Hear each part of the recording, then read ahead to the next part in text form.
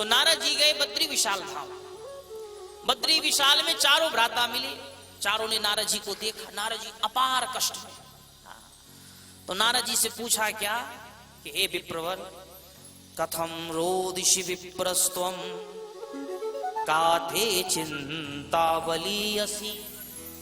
हे नारद जी, हे भ्राता श्री, काथे चिंता, किस बात की चिंता है आपको? हाँ, वदम त्वं सत्वरं मह्यं स्वस्य दुःखस्य कारणम्। आप अपने सुख दुख का कारण बताएं मुझे, हम अभी आपके कुछ कर सके तो कर देंगे। नारद जी कहते क्या बताऊं मैं, ब्रह्मा जी का मैं जो पुत्र हूं, श्रेष्ठ पुत्र हूं, तुम भी ब्रह्मा जी के पुत्र हो, लेकिन जो मैंने प्राप्त किया उतना तुमने प्राप्त नहीं किया होगा। मैं थक गया हूं, तुम्हारे पास में उपचार नहीं होगा। तो चारों पुत्र कहते हैं क्या कि हे भ्राताश्री, आपको तो पता होगा, हाँ, आप तो ज्ञानी हैं, तो विद्वान हैं, वेदों के ज्ञाता हैं, ब्रह्मपुत्र हैं, मानते हैं कि आप हमारे गुरु हुए, शिष्य हैं वहां आके, लेकिन क्या शिष्य के उपचार से कभी गुरु को शिष्य की आवश्यकता नहीं पड़ी है? बोले शिष्य से भी मशवरा लिया जाता है गुरुजी, आप बताएं क्या बात है। तो गुरुजी ने कहा चलो बता ही देते हैं। तो गुरुजी ने कहा क्या नारद जी ने कि हे भ्राताओं, बात ऐसी है, वृंदावन में एक देवी को बड़ा कष्ट है और हम इलाज नहीं कर पाए हैं, उसी का उपचार लेने के लिए हम जन जन में भ्रमण कर रहे हैं। हाँ। क्या कष्ट है मुझे बताइए आप। हाँ। कष्ट सुनिए, कष्ट है उनको अपार ये कि वो वृद्ध हैं, पुत्र उनके जो है भक्ति महारानी के वो वृद्ध अवस्था में है और स्वयं भक्ति जो है सो यौवन है। वृंदावन की भूमि में ये कष्ट मिला है, ये उनका रोग है। अब बताइए इसका क्या इलाज होगा। आपने क्या किया उपचार? बोले मैंने वेद पाठ सुनाए, गीता पाठ सुनाए, सारी क्रियाएं करी, लेकिन इलाज नहीं हो पाया। तो सुनिए क्या नारद जी, शरणो नारद वक्ष्यामो विनम्राय विवेकिनी चत्वा श्रीमद्भागवता रूपम् नामः वद सत्वरम्। श्रीमद्भागवतान् मुक्ति सप्ताहं वाचनं कुरु। हाँ, सप्ताहं वाचनं कुरु, सप्ताहं वाचनं कुरु। हे नारद जी, मैं आपको वचन देता हूं क्या? बोले श्रीमद् भागवतान मुक्ति, उनकी रोग का इलाज यही है। आप जाइए और आप उनको भगवत कथा सुनाइए। आप यहाँ भगवत कथा सप्त दिवस में संपन्न करें। यदि उनके रोग का इलाज नहीं हो गया तो हम भी ब्रह्मपुत्र हैं चारों, हम बद्री विशाल में रहना छोड़ देंगे। हाँ, बद्री विशाल में नहीं रहेंगे। बोले सत्य है?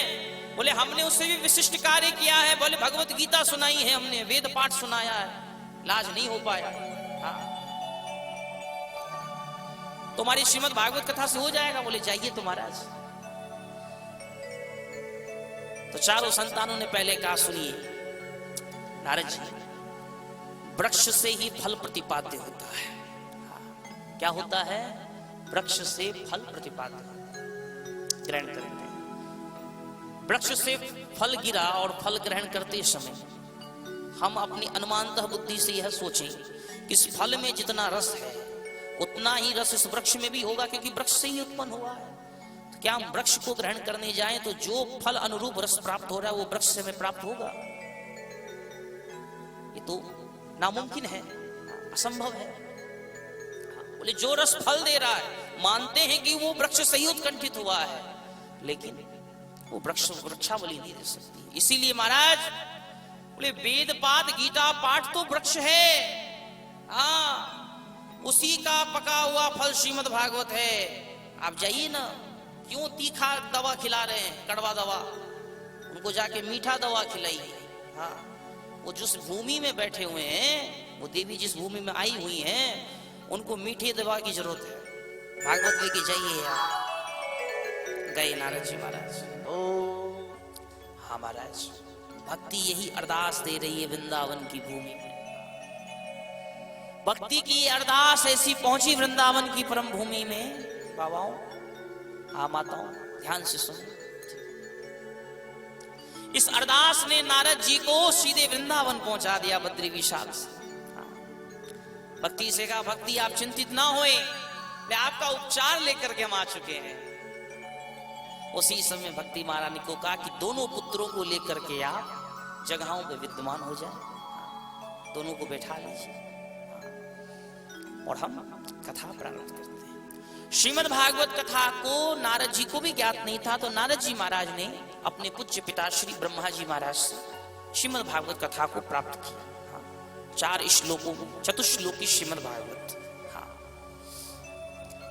प्राप्त करने के बाद नारद जी महाराज ने भगवत कथा प्रारंभ करी और भक्ति महारानी ने प्रत्येक दिवस बैठ करके आसन पूर्वकम, तो भागवत कथा की भी कुछ नियमावधि होती है, जैसे कि हमारे यजमान श्री जी सुबह से नियमकरण ही करते आ रहे हैं। सर्वप्रथम कलश यात्रा हुई, शोभा यात्रा, भगवत पोथी को महाराज परिक्रमागत करते हुए विद्यमान किया गया। उसके पश्चात फिर मंगलार्चन, पूजा अर्चन, षोडशोपचार विधि संपन्न हुई और तत्पश्चात आज कथा में आसन ग्रहण किए। तो इतनी क्रियाकलाप रही अभी पूर्व में कथा प्रारंभ होने से पहले। तो नियम तो महाराज नियम ही है, नियमानुसार क्रम होना चाहिए। तो भक्ति भी क्रम अनुसार आसन में बैठी हुई है और कथा का रसपान कर रही है। प्रत्येक दिवस कथा पान कराई जा रही है नारद जी के द्वारा। धीरे धीरे नारद जी के द्वारा रोग का उपचारीकरण हो रहा है, दूर हो रहा है रोग। रोग दूर होने के बाद जब वृंदा भक्ति महारानी शरीर आदि कष्ट के पश्चात 7 दिवस कथा जब पूरी हुई है, पूरी हो जाने के पश्चात भक्ति महारानी अपनी शरीर में पुनः विद्यमान हो गई है, जो पूर्व में शरीर था उनका। और दोनों संतान जैसे महाराज पूर्व में थी वैसे पुनः प्राप्त कर चुके थे। बोले श्रीमद् भागवत महापुराण की जय हो।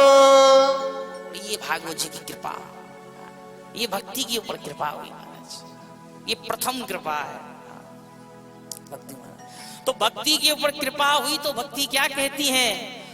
आप पहले तो वृंदावन का अवगुणगान कर रही थी, दोष बता रही थी, अरे वृंदावन की भूमि में कुछ नहीं है, यहाँ आने के बाद तो व्यक्ति क्या कष्ट छोड़ के जाएगा, तो कष्ट मिलता है। अफवाहें दे रही थी, सभी को उल्हाना दे रही थी। लेकिन जैसे ही कष्ट दूर हो गया तो नारद जी महाराज के सामने में भक्ति महारानी दोनों संतानों के साथ महाराज नृत्य कर रही हैं। क्या रही हैं? बोले धन्यम वृंदावनम येना भक्ति नृत्यति यत्र च, भक्ति नृत्यति यत्र च, भक्ति नृत्यति यत्र च।